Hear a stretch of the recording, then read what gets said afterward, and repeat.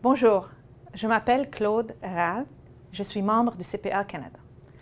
Aujourd'hui, j'aimerais vous parler des 10 bonnes habitudes de gestion financière. Au programme, nous allons nous pencher sur ce qu'est la littérature financière et pourquoi elle est importante.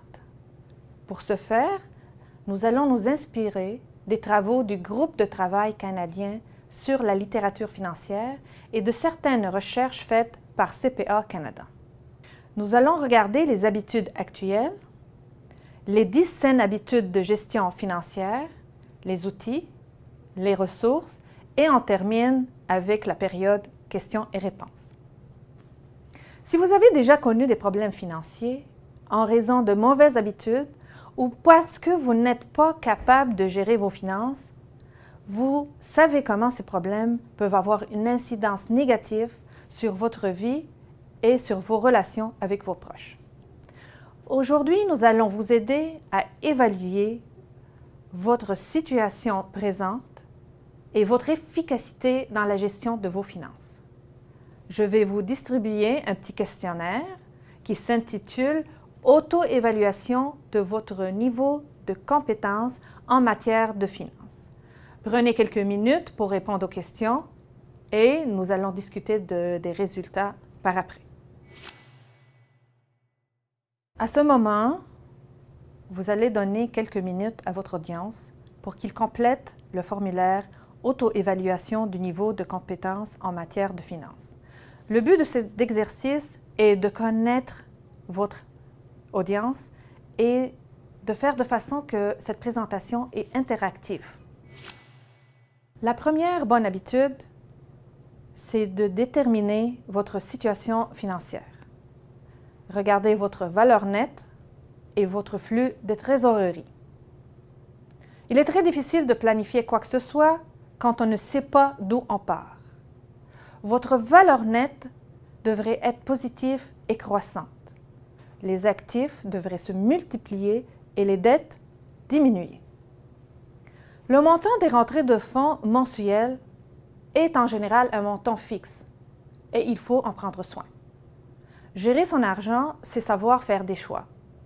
Combien épargner, combien dépenser, combien partager et combien investir. Vous pouvez prendre le contrôle de vos sorties de fonds en établissant un budget.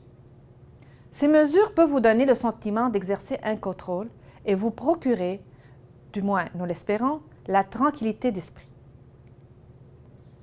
La deuxième règle, vivez selon vos moyens. Ne dépensez pas plus d'argent que vous n'en gagnez. Assurez-vous de suivre cette règle en adoptant cette saine habitude. Commencez par économiser et par vous payer vous-même. Oui, payez vous-même. Faites des virements mensuels automatiques dans un compte réservé à l'épargne, que ce soit un régime enregistré d'épargne retraite ou un CELI, un compte libre d'impôt. L'argent qui reste doit d'abord servir à vos dépenses courantes. Et par dépenses courantes, je veux dire le loyer, le prêt hypothécaire, les services publics tels que l'électricité et l'épicerie. Vous allez vous habituer à vous passer de ce montant. Une fois que vous avez acquitté l'ensemble de vos dépenses courantes, tous les fonds qui restent peuvent être affectés à des dépenses discrétionnaires ou à une épargne supplémentaire. Par dépenses discrétionnaires, je parle de restaurants, de sorties, de vacances, de loisirs. Et une épargne supplémentaire, c'est investir dans vos comptes d'épargne. Vous pouvez établir un budget pour vos dépenses discrétionnaires. Bien des gens, ce budget s'appelle le budget loisir. C'est facile de trop dépenser pour les loisirs. Gardez une trace de vos dépenses discrétionnaires pour faciliter le respect de votre budget. La quatrième règle est de comprendre le crédit. Le crédit est un outil extraordinaire lorsqu'on l'utilise de façon responsable. Il est beaucoup plus pratique que l'argent comptant ou les chèques. Des bons antécédents en matière de crédit vous permettent de faire de gros achats à un taux d'intérêt raisonnable. Cependant, Même si la dette est une bonne dette, n'empruntez jamais plus que ce que vous pouvez vous permettre. Prévoyez un plan pour rembourser toute dette dans un délai raisonnable. Regardons ensemble maintenant la bonne dette et la mauvaise dette. Parlons des bonnes dettes. Les bonnes dettes servent à l'achat d'un actif qui devrait augmenter votre valeur nette et qui devrait prendre de la valeur avec le temps, comme une maison ou des actions. Les emprunts étudiants sont aussi une bonne dette, car ils représentent un investissement dans votre carrière future et dans votre capacité de gain. Les mauvaises dettes servent à acheter des biens de consommation, comme les meubles, les électroménagers, les téléviseurs et les vêtements. C'est des articles qui n'ont pratiquement aucune valeur de revente et qui n'accroissent pas votre valeur nette. Ce sont les types d'achats pour lesquels vous devriez économiser d'abord. Ces dettes ont un coût élevé quand on tient compte des frais d'intérêt pour les achats à crédit. Quelle est l'habitude à adopter? Il faut investir dans de bonnes dettes, mais pour y arriver, vous devez connaître la différence entre la bonne dette et la mauvaise dette. Notre cinquième règle, ou la cinquième saine habitude, c'est de prévoir un coussin pour votre sécurité financière. Les spécialistes soutiennent qu'il faudrait idéalement disposer d'un coussin qui vous permette de survivre pendant 6 mois. Pourquoi 6 mois? Parce qu'en moyenne, c'est le temps pour trouver du travail dans votre domaine si vous perdez votre emploi.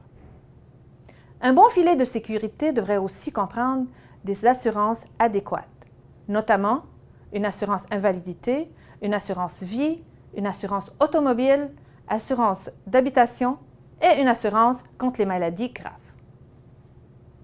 On arrive à la 6e habitude à s'en souvenir. Différencier désirs et besoins. On peut souhaiter avoir une voiture neuve, une plus grande maison ou des chaussures de designer, mais on n'en a pas besoin. Réfléchissez avant de dépenser pour un article que vous souhaitez avoir, en particulier si cet achat risque de vous empêcher de subvenir à un réel besoin. Avant de décider de faire un achat, demandez-vous: est-ce que j'ai vraiment besoin? Est-ce que ce serait juste bien de l'avoir? Soyez attentif aussi à l'influence des médias et démasquez les désirs qui se déguisent en besoins. On arrive à notre 7e saine habitude. Reporter la gratification et fixer des objectifs fondés sur les valeurs. Il faut savoir reporter la gratification car c'est une attitude essentielle. Un test psychologique célèbre appelé le test de la guimauve a montré les effets du contrôle des impulsions et de la volonté sur la réussite, tant scolaire et émotionnelle que sociale. On a offert un guimauve à un groupe d'enfants de 4 ans et on leur a dit qu'ils pouvaient manger cette guimauve dès maintenant. Mais s'ils attendaient quelques minutes, on leur en donnerait une deuxième. Certains enfants ont saisi la guimauve et l'ont dévorée. D'autres ont attendu. Certains se couvrant parfois les yeux pour ne plus voir la tentation. Même un enfant a léché la table autour de la guimauve. Les chercheurs ont suivi ce groupe d'enfants sur une période de 14 ans et ils ont constaté que ceux qui s'étaient emparés de la guimauve souffraient de problèmes d'estime de soi et étaient perçus par les autres comme étant envieux et facilement déçus.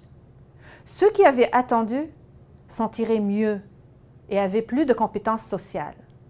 Ils s'affirment plus, y inspirent confiance et étaient fiables et réussissaient mieux sur le plan scolaire. La morale de l'histoire, en faisant preuve de volonté et en contrôlant nos impulsions, nous arrivons à mieux garder le cap à atteindre nos objectifs tout au long de notre vie, qu'il s'agisse d'étudier plutôt que d'écouter la télé ou d'économiser pour notre retraite plutôt que de dépenser.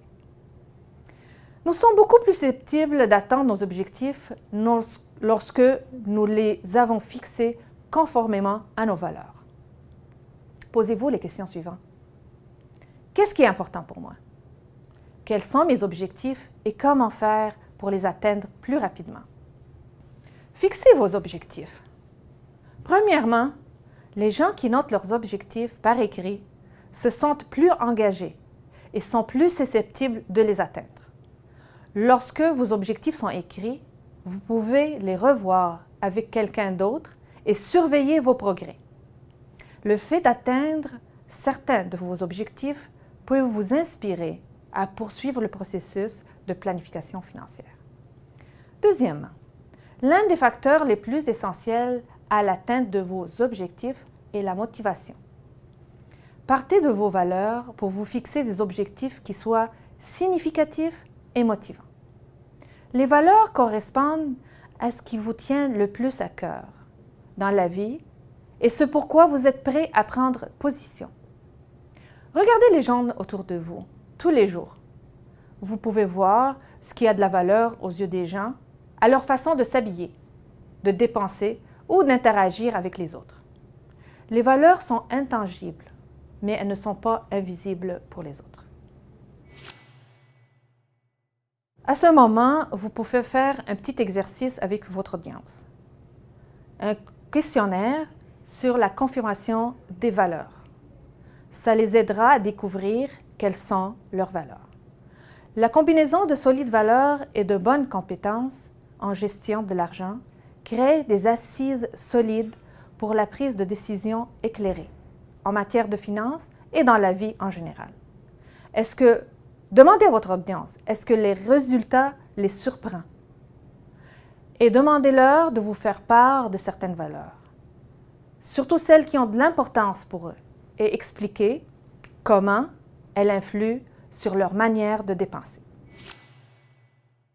Pour établir vos objectifs, je vous donne un petit truc. Rappelez-vous du mot SMART. S-M-A-R-T.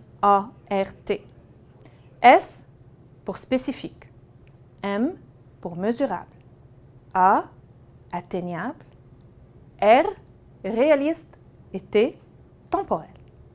On va prendre quelques exemples pour expliquer ce processus. Un but spécifique. Exemple, vous, votre conjoint, voulez prendre des vacances en Australie. Un but mesurable.